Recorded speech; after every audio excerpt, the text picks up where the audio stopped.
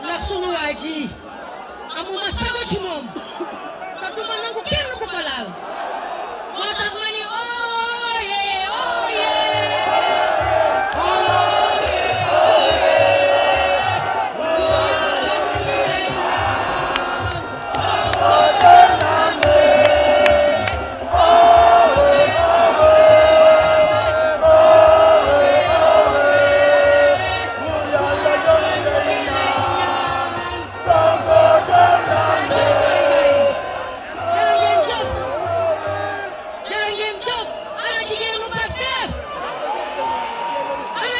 Pastef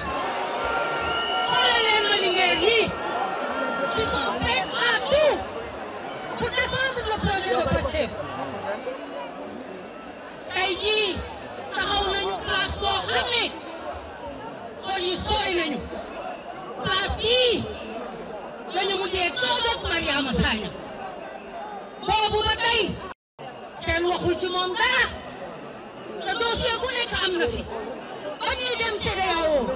di ko yóbbu jigéen ndax dafa xeex ak kenn assemblée nationale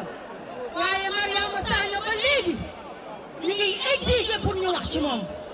maa ngi toog ak ay doomam ñu ngi fii ci mbooloo mi on a le droit de se battre pour eux ñii Khadija di Fatou di Remo ñu ngi leen di wax ni on se battra jusqu'à la dernière énergie pour que justice soit rendue. Ousmane Sonko nag xanaa suma frère maire Bara Gaye li mu wax mënuma ci tegaat dara ndax sama yaram dafa daw. Monsieur le maire, tu as dit quelque chose d'essentiel. Sénégal mënul fay Ousmane Sonko. ku xool lii ku xool mbooloo mi boo nee da nga bëgg a yàpp Ousmane Sonko da ngaa rep boobu ba tey ñu ngi dal ci kawam boobu ba tey ñu ngi xeex ak moom lu ne teg nañ ko ko waaye enough is enough enough is enough ça suffit léegi dinaa leen ko wax li Yàlla wax rek Dieu est avec les opprimés. Inna Allaha ma sabirin. Inna Allaha ma sabirin. Maymuna Mariama ñu ngi lay wax Mariama dem na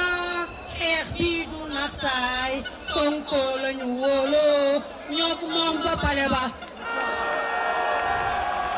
xeex bi du nasaay Sonko lañu wóoloo ñoo moom ba pale ba dara ngeen jëf moo baat bi lenn la kenn du dugg procès